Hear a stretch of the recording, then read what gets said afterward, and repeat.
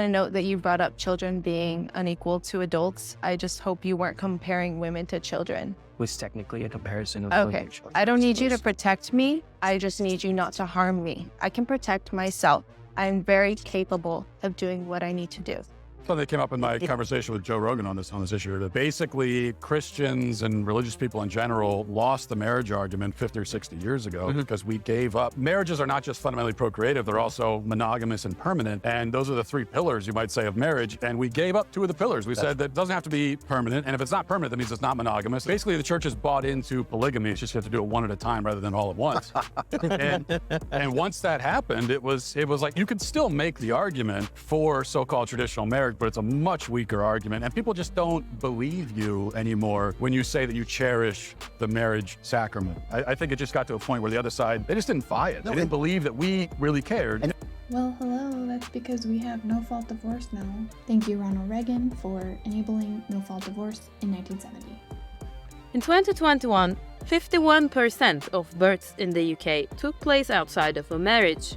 42% of children in the European Union and 40% of children in the US are also born to unmarried parents. For countries where this is acceptable socially, the decline in marriage does not necessarily spell trouble for the country's demographic.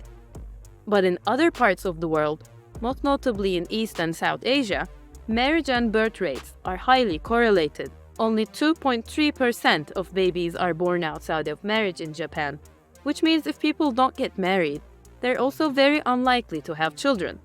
This is a problem for Japan, the world's third largest economy and home to the world's oldest population.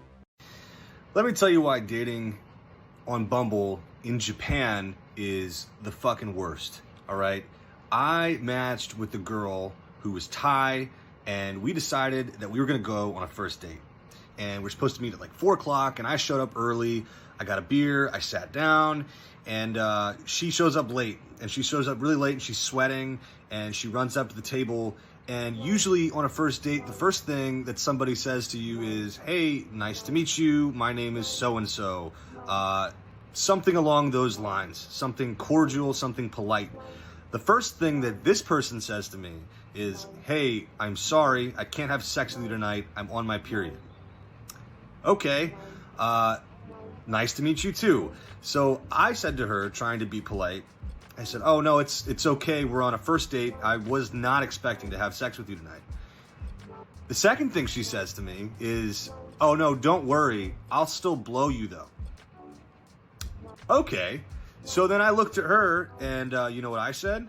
I said, do we even need to be here right now? And the third thing she says to me is, oh no, I want to get to know you first. Lead with that. If you're a girl in Japan on Bumble dating Americans, lead with that. The fall in birth rate is something that happens in many countries. Governments all over the world are worried because of economic implications.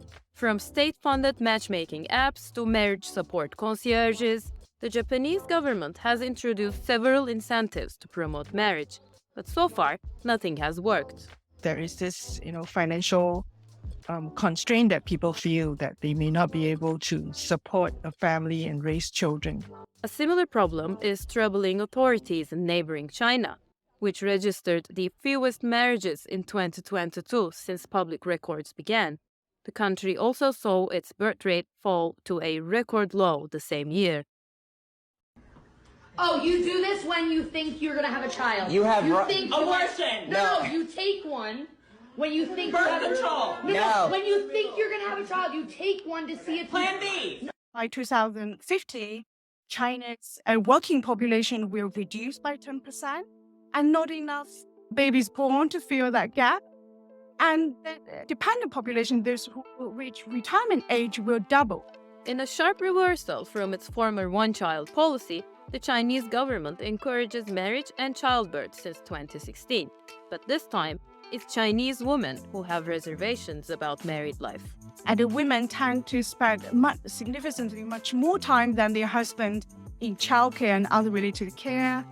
And also the Chinese workplace is not very women-friendly. Why women don't want to get married, why women don't want to have children is because this society is not women-friendly, the society is not child-friendly. Miss Cardiff, California, own the trucking business, it says here. The trucking business in San Diego. Good for you. And talk about your family. I've been trapped in a loveless marriage for the last 12 years to an old battle axe named Kim. She cursed my life with 3 stepchildren named Star, RJ, and Ryan, and I have 1 rotten grandson. Men talk about the personal freedom that they get for not getting married, but at the same time, they are really worried that if they were to set up a family, they will not be able to sustain a family with the income. Yeah, maybe, but we're missing a huge point here. We're not talking about feminism. And what value is the girl providing to the relationship? If she comes with baggage and a lot of liabilities, what is in it for the guy? We really are missing a huge key point here that nobody talks about. Women working, women becoming hypergamous, it is in our nature to find resources in men. But what about feminism? The Western heart is closing in an important extent to marriage and family life. And that's going to have a huge impact, not just economically, but also obviously socially and emotionally on young adults today.